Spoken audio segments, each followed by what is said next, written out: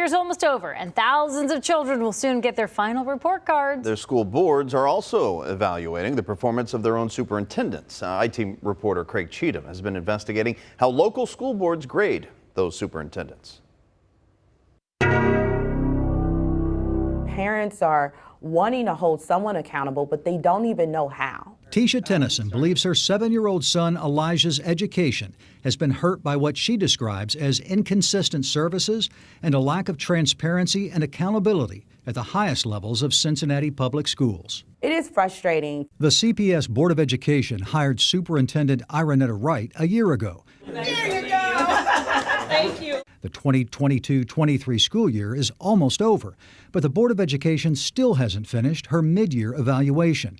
This CPS mid-year review of goals set for Wright's evaluation shows no targets were set for the current school year. CPS Board President Ben Lindy did not respond to the I-Team's request for comment. If evaluations aren't done and we don't have any answers, why would we trust them?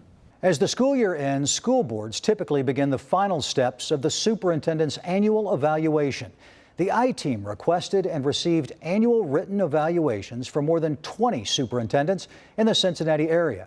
In nearly all of the written evaluations for the previous school year, the superintendents met or exceeded expectations. But most evaluations lacked metrics used to determine if the superintendent met goals, targets like a certain percentage increase in the graduation rate or students' test scores. So I'm going to start.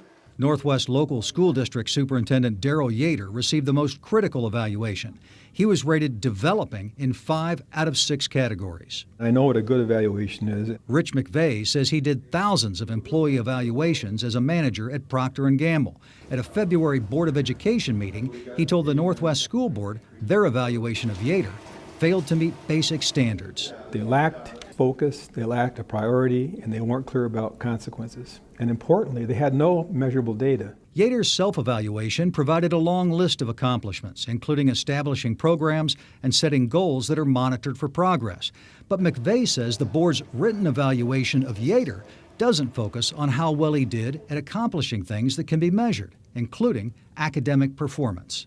That was a clear miss. We're not doing well academically, and they didn't point it out. Instead, the evaluation describes Yater as very professional and an amazing public speaker.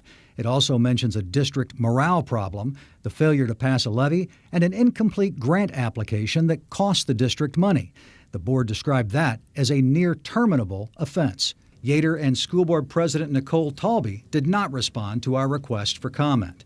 Then there's the Winton Woods School District, which had only one signed and dated evaluation for Superintendent Anthony Smith for the previous 6 school years. That evaluation was 1 page.